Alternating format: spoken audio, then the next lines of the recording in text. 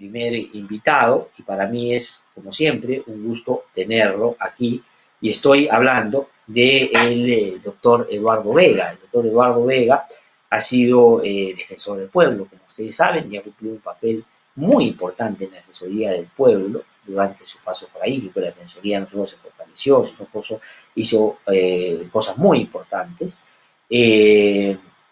Es director de la Escuela de Derecho del Antonio Ruiz de Montoya y es miembro del Comité Consultivo para la Eliminación de Discriminación Racial de la ONU y además integra el primer Consejo Consultivo de la Consultoría, de la Contraloría.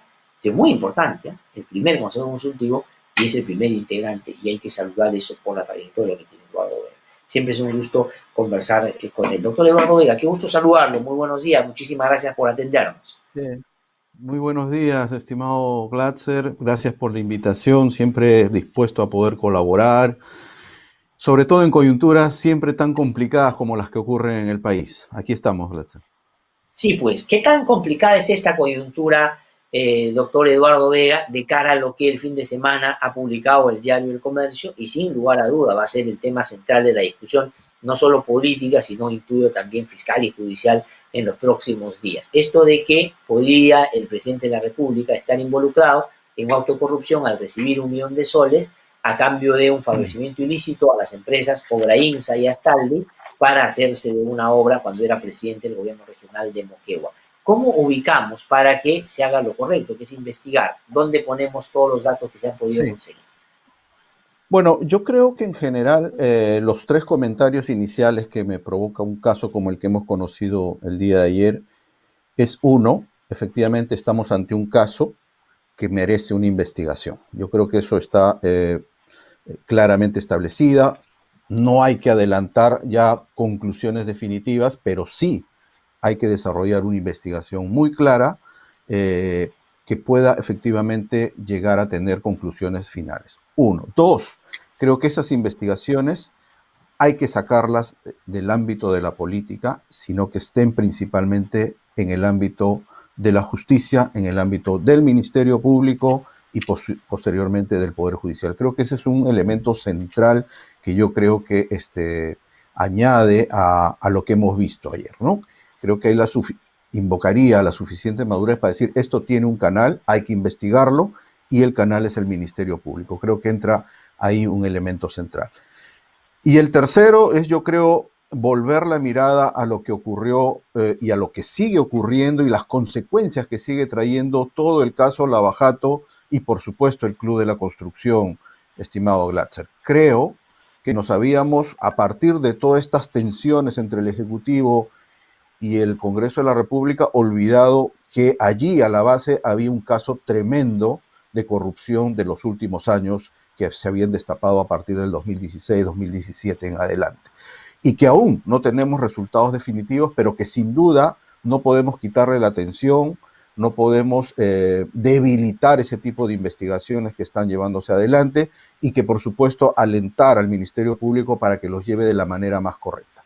A mí no me cabe ninguna duda, Glatzer, que el Club de la Construcción era lo más corrupto que teníamos a nivel peruano en materia de grandes obras públicas, así como lo fue Lavajato y las empresas brasileñas, Odebrecht, OAS y todas las demás.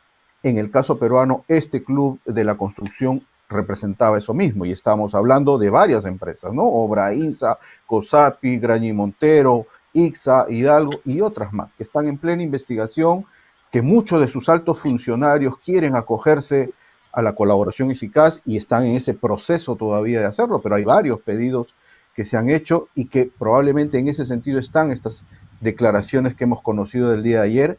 Hay evidentes elementos ahí que requieren efectivamente una aclaración definitiva, pero que ya forman, en mi opinión, un caso que merece la máxima investigación, ¿no?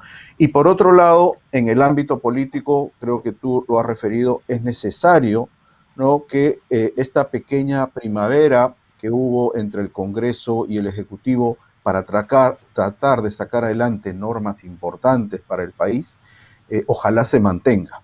Sin duda, lo ocurrido ayer va a significar seguramente un nuevo enfrentamiento, una nueva situación.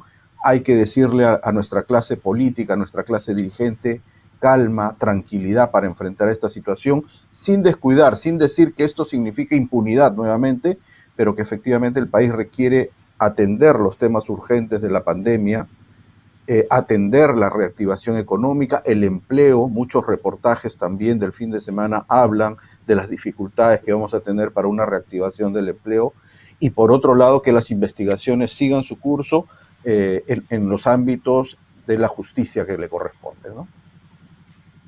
Doctor Eduardo Vega, siendo con atención lo que dice, ha notado los puntos que usted resalta como lo que hay que tratar, digamos, que hay que tratar de ponderar debidamente un caso de esta naturaleza sin desestimar, por supuesto, lo que es principal, que es una investigación profunda. Pero sí hay que hacer que la política quite la mano de esto y que el Ministerio Público haga su trabajo hasta que culminen las investigaciones.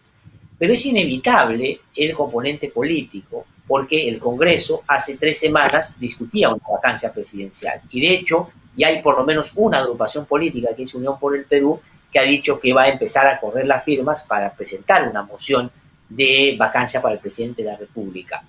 Lo escucho, pero le quiero preguntar de todas maneras, abierta y explícitamente. ¿Usted considera entonces que, siendo hechos atendibles para la justicia, esto no amerita que se empiece en el Congreso a discutir por la vía de la vacancia una posibilidad de esa envergadura? Mira, Glatzer, yo creo que la tensión que tuvimos hace unas semanas con la primera vacancia que se presentó contra el presidente Vizcarra marcó, yo creo que también una línea que debo decir también que varios grupos parlamentarios lo han señalado, ¿no? No corresponde en este momento hablar de vacancia frente a estos hechos, ¿no? Más aún cuando son hechos ocurridos en su gestión como gobernador regional del actual presidente de la República, ¿no? Entonces yo creo, por eso pedía mucha prudencia, ¿no? Creo que nos enfrentaríamos o enfrascaríamos nuevamente en un debate de si corresponde o no corresponde la vacancia. Creo que un solo grupo lo ha señalado, hay otros voceros de otras bancadas que han hablado que esto no procedería. Entonces yo alentaría que esto tiene un cauce. No significa ni impunidad ni dejar de investigar, significa darle el cauce adecuado. El cauce adecuado, en mi opinión, es las investigaciones que pueda desarrollar el Ministerio Público desde ahora, como ya lo está haciendo, como ya lo ha anunciado la fiscal de la Nación, y seguramente con toda la fuerza que esto requiere a partir del 28 de julio del 2021. Pero creo que están los elementos, está la Constitución, para señalar que efectivamente no corresponde una vacancia en los términos que lo ha planteado esta bancada, ¿no? Doctor Eduardo Vega, para que estas cosas puedan funcionar en un contexto democrático, en un Estado constitucional de derecho, tiene que haber ciertas garantías de independencia de quienes van a investigar justamente este caso.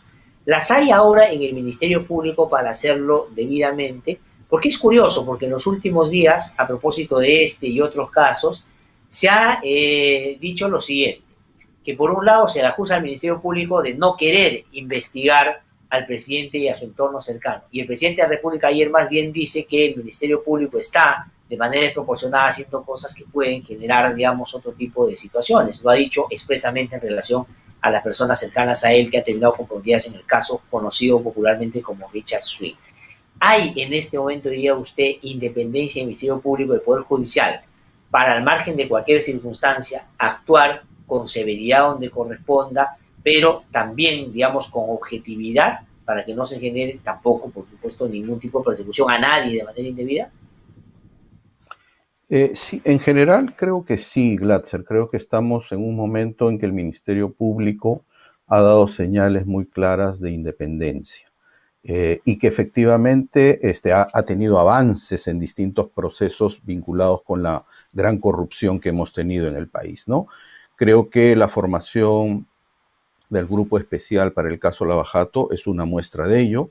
Creo que el grupo en el Callao que trabajó y que trabaja hasta ahora el caso Los Cuellos Blancos, con sus dificultades, ha mostrado también un avance importante, y creo que la fiscal de la Nación está poniendo, ¿no?, una especial atención a estos casos que directamente involucran al presidente de la República, y con distintos otros personajes que están siendo investigados por otros fiscales. Me parece que sí la hay y quiero en todo caso apostar a esa situación, Glatzer. Siempre habrá, vamos a decir así, los extremos, aquellos que consideran que no hay independencia y aquellos que consideran que se está extralimitando en su función. Para esa situación, Glatzer, me parece que está que el Ministerio Público finalmente no toma decisiones, sino que le hace pedidos y le hace propuestas al Poder Judicial para que sea el Poder Judicial quien tome las decisiones. Creo que lo que ha ocurrido con el caso Swing, si me guío por lo que hemos visto en estas semanas, se determinó una prisión preliminar para los personajes involucrados en esta situación y posteriormente una sala ha revocado esas prisiones preventivas. Hoy mismo, hace unos días, la Fiscalía ha vuelto a pedir, ahora sí, una prisión preventiva porque considera que tiene los elementos para hacerlo y será un juez, será una autoridad judicial quien determine si efectivamente esos elementos dan para la prisión preventiva. Obviamente hay un debate también ahí que nos ha acompañado todo este tiempo, si hay un abuso de la utilización de la prisión preventiva durante estos casos, en estos casos de corrupción a distinto nivel, ¿no? O si hay alguna preferencia para aplicarlos a algunos y a otros no. Ese es un debate que está permanentemente, pero creo yo, pienso que la justicia ha estado actuando con absoluta imparcialidad frente a esos temas y probablemente para algunos jueces sí hayan elementos suficientes para dictar una prisión preventiva y para otros eventualmente no. Creo que en los casos de corrupción el peligro de entorpecimiento de la investigación siempre es un elemento importante a tener en cuenta, por supuesto la penalidad y en algunos casos la fuga, aunque con la pandemia ese tema se redujo, ¿no? Yo creo entonces que hay los elementos, hay las garantías. Eso no significa, Glatzer, no estar atento a efectivamente situaciones en las que veamos, digamos, situaciones, decisiones inadecuadas, la corrupción, las redes de corrupción en el sistema de justicia todavía existen, todavía es necesario poner atención a eso. Hay una tarea también pendiente de la Junta Nacional de Justicia para revisar esos casos, pero no podemos olvidar que salimos de un periodo de corrupción muy grande, con redes muy claramente instaladas y que efectivamente necesitamos, por tanto, estar atentos a aquello que la justicia vaya haciendo frente a estos casos, ¿no? Ahora, frente a lo que está sucediendo, doctor Eduardo Vega, hay una preocupación que yo tengo y que creo que tienen muchos también, que puede perjudicar lo que deberíamos proteger en una situación como esta, que es una buena investigación, que es la sobreactuación de las partes. ¿No es cierto? Esto que usted llamaba efectivamente en algunos casos que podrían ser excesos del Ministerio Público, del Poder Judicial, de querer hacer las cosas tan visibles y de tal magnitud para dar la sensación de que son independientes. Pero por otro lado, del propio presidente de la República de decir, aquí lo único que hay es una persecución contra mí porque yo lucho contra los corruptos. Entonces, cuando tenemos, digamos, el comportamiento de personas en ambos lugares que tienen esa perspectiva, lo que se puede terminar sacrificando es la propia investigación, que es lo que en realidad nos debería importar, porque tanto en el caso del señor Swing como en el caso que se ha conocido el fin de semana, hay, y usted también lo ha dicho, elementos atendibles para la justicia. O sea, no es que han inventado las cosas, ahí están los hechos. Ahora hay que ver qué nivel de vinculación tiene el presidente de la República, que es lo que más llama la atención para sobre todo los medios de comunicación. ¿Cómo hacemos para que se pueda equilibrar esa situación en un escenario en el que usted bien ha dicho hay independencia pues, de los poderes? No es difícil que el gobierno pueda manejar el Ministerio Público. Es un buen punto, Glatzer. Yo me acuerdo mucho que a fines del año pasado, antes que se desatara la pandemia, la conversación, las opiniones, yo personalmente también era partidario de esa idea, es que ya las investigaciones vinculadas, por ejemplo, al caso Lava Jato, se centraran en lo principal, o sea, en llevar casos ante ante acusaciones, formular acusaciones y por lo tanto llevar adelante los juzgamientos y tener sentencias. Me acuerdo que fines del año pasado se hablaba, este año 2020 deberíamos ya tener juicios iniciados y eventualmente alguna sentencia contra los principales involucrados en estos casos, expresidentes de la República, altos funcionarios, en fin, ¿no? Eso sin duda con la pandemia ha sufrido un cambio en el cronograma, en las investigaciones, por cierto, ¿no? Pero creo yo entonces mi primera reacción en general es centrémonos, y lo digo de la mejor manera al Ministerio Público, sobre todo al equipo especial y a los que llevan adelante ahora la investigación del caso Swing, centrémonos en lo principal, en las investigaciones centrales, ¿no?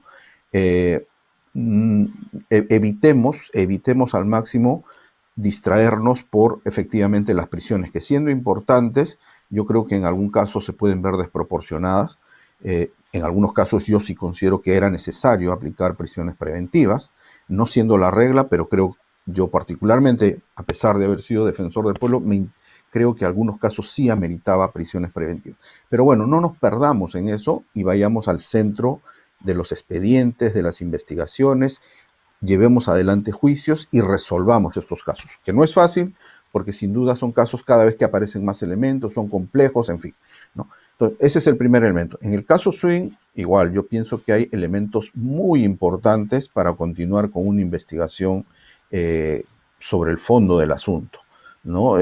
Yo lo he dicho en varias oportunidades, me parece que ese es otro caso que muestra la debilidad de la administración pública para contratar a personas incompetentes por tanto tiempo, ¿no? Más de 2 años gastando recursos del Estado sin ningún beneficio, ¿no? Y ese sin duda es un mensaje muy claro que hay que dar. No pueden continuar haciéndose contrataciones de ese tipo de personas y hay responsabilidades penales que eso acarrea.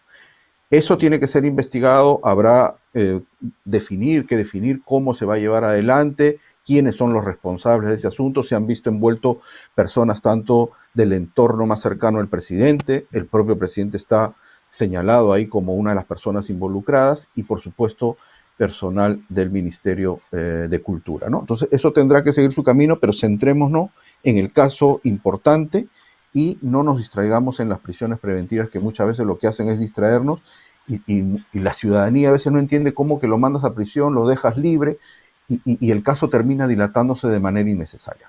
Yo creo que ya están los elementos más importantes de ese caso configurados, hay informes de la Contraloría incluso sobre este asunto, así es que mi invocación sería eso, ¿no? Que de una vez tengamos los elementos y veamos de llevar ese caso lo más pronto posible a una acusación y a una definición de las responsabilidades que hay en ese caso. Doctor Vega, usted ha sido parte, digamos, de quienes con rigor y por la experiencia que tienen y con acierto plantearon lineamientos de reforma en materia de justicia, luego se comprometió con el tema del planteamiento de la reforma política, que tienen que ir ambas cosas de la mano para que justamente tengamos más credibilidad pues, en un país como el nuestro, ¿no es cierto?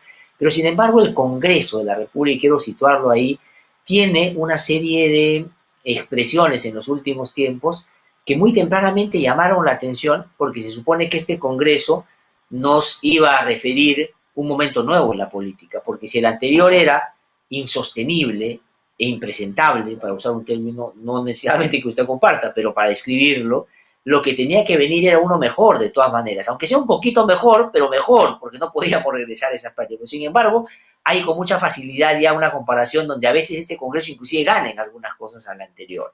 Le voy a plantear dos ejemplos que tienen que ver con cosas distintas. Uno, el tema de las investigaciones en el Congreso. Por ejemplo, el señor Edgar Alarcón preside la Comisión de Fiscalización, pero contradictorio, paradójicamente, tiene 3 pedidos de acusación constitucional del Ministerio Público. Y sin embargo, lo han ratificado para un mes más, darle la posibilidad de que siga investigando uno de los casos que usted acaba de mencionar. Y fue el que propició todo el escenario de la vacancia hace unas semanas que hemos comentado también. Eso por un lado. Pero por otro lado, el tema de lo que están aprobando. Acaban de aprobar, por ejemplo, reincorporar 14.000 personas que no aprobaron mínimamente los exámenes para entrar a la carrera magisterial.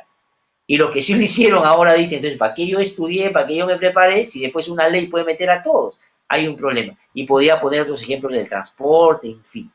¿Qué pasa con el Congreso? ¿Cuál es su valoración? ¿Qué está pasando ahí? Sí, no, mira, he seguido de cerca esta actuación del Congreso en medio de la pandemia y sin duda es muy preocupante el tipo de normas que ha ido sacando en esta situación, ¿no? Creo que los ejemplos que has puesto, este último, el de la reincorporación de maestros que no se presentaron exámenes o que jalaron en exámenes, es tremendo, es brutal, es una señal muy mala para lo que queremos construir en el país, ¿no? Independientemente del actual gobierno, queremos construir una verdadera meritocracia en la gestión pública, Glatzer, y creo que esta señal que ha dado el Congreso no va en esa línea, ¿no? Ya se ha anunciado que se va a observar esta norma y creo que es lo más correcto. Eso en el campo educativo es fundamental porque estamos encargando a profesores debidamente capacitados la enseñanza de nuestros niños. Y ahí hay reformas que efectivamente se han visto que no se va en esa línea. Creo que el populismo ha ganado a este Congreso, quieren hacer muchas cosas en un periodo tan corto de menos de año y medio, ¿no? Y lo que estaba claro también antes de que empiece sus funciones Glatzer es que había un mandato muy preciso para reformas fundamentales en el país, ¿no? Como la justicia, como la reforma política, y si bien es cierto han habido avances importantes, también algunas de las tareas importantes se han ido dejando de lado y se ha entrado a temas como todo el tema del sistema previsional, que es muy importante y que requiere un debate muy minucioso, en los que más bien lo que gana es la premura, la rapidez, el poco análisis en este tipo de temas, ¿no? Entonces, creo que ahí lo que hay que hacer es pedirle al Congreso que hay límites también para legislar, que hay temas que requieren una mejor evaluación cuando se abordan, porque puedes encontrar soluciones inmediatas, pero en el mediano y largo plazo puedes estar ocasionando muchos problemas en general. Eso no significa no estar del lado de la ciudadanía, como ellos lo señalan. Hay que estar del lado de la ciudadanía, por supuesto, pero que le den sostenibilidad a las propuestas que estamos presentando, ¿no? Entonces, peligroso que se legisle sin ningún límite, peligroso que se legisle solo en base a populismo, ¿no? Peligroso que no se tenga en cuenta aquellas líneas centrales para que nuestro Estado cada vez se modernice más de cara al bicentenario. La meritocracia sin duda es uno de ellos. Un sistema previsional sostenible sin duda es uno de ellos, Glatzer. O sea, yo creo, y lo decíamos desde hace muchos años atrás, necesitamos repensar el sistema de pensiones y sistema previsional, sí, yo no me niego a eso y creo que es importante hacerlo, pero hacerlo con bases sólidas, con bases importantes. Necesitamos ahora mirar todo el sistema de la economía, el tema de la reforma política, pues sin duda, ¿no? Pero eso se requiere también hacerlo con mucha claridad y dejando de lado a veces estos falsos populismos, yo diría, que lo que buscan es más bien ganar el voto inmediato, que los grupos políticos tengan alguna chance de cara a las elecciones del 2021, ¿no? Ahora, en ese escenario, doctor Eduardo Vega, lo que se hace más importante es resguardar determinadas instituciones para que sean el contrapeso. Porque en esto que usted decía, primavera, entre la nueva relación del Ejecutivo con el Congreso, ojalá dure, la verdad es que me parece, es una aspiración, pero por los actores daría la impresión de que no va a ir por ahí la cosa, y el Tribunal Constitucional va a tener más trabajo que el habitual, resolviendo asuntos que vengan del Congreso y que observe el Ejecutivo y que se aprueben por insistencia. En este momento está por elegirse a los miembros del Tribunal Constitucional. ¿No se hace más riesgoso todavía eso? Es decir, un Congreso con las características que usted ha determinado, más la posibilidad de que ese mismo Congreso elija al Tribunal Constitucional. ¿Qué pasaría si le elige a su medida? Es decir, gente más bien que no le haga un contrapeso, que deje pasar todo, que le parezca que eso no es tan complicado y que, en fin, se puede sobrellevar. ¿Está usted de acuerdo que este Congreso siga manteniendo el interés en elegirlo o debería dejarlo al próximo Congreso? ¿Qué hacer para que no salga mal? Sí. Mira, el riesgo de la repartija, como ocurrió en congresos anteriores, sigue estando presente hoy día, Glatzer, ¿no? Yo creo, en mi opinión, sin duda es una tarea, una competencia del Congreso de la República elegir a los magistrados con la prontitud que esto requiere, pero hacerlo dejando de lado, deponiendo posturas políticas o intereses partidarios y haciéndolo más bien pensando en digamos, en el país, ¿no? En elegir a los mejores para el país, ¿no? Para tener un tribunal constitucional totalmente independiente, totalmente autónomo y con una valía que pueda efectivamente ser legítimo ante la ciudadanía y ganar, por supuesto, el Estado, ganar en el sentido de que tiene un Congreso que puede decidir cosas importantes en el ámbito de la institucionalidad democrática y también proteger los derechos, que es su otra versión importante, ¿no? Su otra tarea importante. Entonces, yo creo que hay un riesgo, no lo puedo negar, no lo puedo dejar de decir, pero creo que frente a ese riesgo deberíamos, y creo que este pequeño etapa que se han tomado para escuchar, ¿no? Opiniones que puedan alimentar, que puedan mejorar el reglamento, es una etapa importante que me parece que se ha instalado y que lo están analizando y que están viendo qué se incorpora de aquellas sugerencias, opiniones que se han vertido de distintos lados al reglamento que se quería hacer de manera muy rápida, hay que recordarlo, ¿no? Entonces, por eso es que yo digo que hay siempre el riesgo de una repartija, ¿no? Hay grupos, hay personas que efectivamente están pensando en que no están eligiendo a un tribunal para los próximos 5 años, sino al amigo, y eso hay que evitarlo, ¿no? En segundo lugar, me parece que reconociendo que este Congreso tiene competencias para hacerlo, no aceleremos procesos, escuchemos, diseñemos un buen reglamento y si el tiempo no alcanza, porque probablemente entremos también en una etapa ya electoral en toda su magnitud, haga preferible pensar de que es necesario que el proceso de elección tome mucho más tiempo y pueda encargarse al siguiente Congreso. Hay fórmulas intermedias que también uno las ha podido revisar y leer, ¿no? Cómo elegir a la mitad de los magistrados que faltan, ¿no? De 6, elegir a 3 y dejar para más adelante otros 3. ¿Por qué no? ¿Por qué no revisar todas esas propuestas? ¿No? Creo que entonces están los elementos para desde el Congreso dar una señal muy clara de que el trabajo, la tarea importante de elegir a los magistrados del Tribunal Constitucional se va a hacer con el mayor rigor posible, con la meritocracia y dejando de lado posturas partidarias para yo tener mi cuota en el Tribunal Constitucional. Eso es lo que hay que estar muy atentos y como le digo, no hablamos en base a suposiciones, sino hablamos en base a lo que hemos visto en anteriores elecciones y que lamentablemente nada indica hasta el día de hoy que puedan volver a repetirse en este nuevo Congreso, ¿no? Decía usted hace un rato, doctor Eduardo Vega, que hay que centrarse en lo importante. Y lo importante hoy sigue siendo la pandemia y todo lo que se deriva de ella, sin lugar a dudas. A la luz de lo actuado o lo no actuado en torno a la pandemia, después de ya estar, digamos, en el séptimo mes, digamos, de la misma en nuestro país, que nos ha atacado con tanta severidad, ¿cuál es su valoración, su lectura de cómo se ha actuado y dónde considera usted están los principales retos ahora para administrar el hoy, pero para pensar también en qué hacemos después, porque los rezagos van a durar mucho tiempo y van a ser muy severos? Sí. Mira, yo creo que se ha hecho un esfuerzo importante, Glatzer, ¿no? Un esfuerzo importante frente a una pandemia, pues, de unos alcances realmente desconocidos y de una magnitud impresionante, ¿no? De todas maneras, a la luz de los resultados, muchos de esos esfuerzos también resultaron insuficientes, en algunos casos descoordinados desde mi punto de vista, pero creo que hemos pasado una primera etapa de estos 7 meses que han sido realmente críticas. Leía informes en los últimos días, siempre los números van a ser, vamos a decir así, preliminares, ¿no?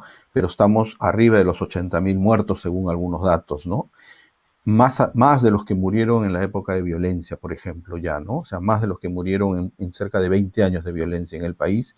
En 7 meses esto ha ocurrido en el Perú. Sin duda nadie quiere y creo yo que de lo que se trata es ahora de un esfuerzo conjunto entre el gobierno, la sociedad civil, las empresas que forman parte, pero creo que tiene que haber un esfuerzo primero de responsabilidad compartida, de llevar adelante iniciativas de prevención.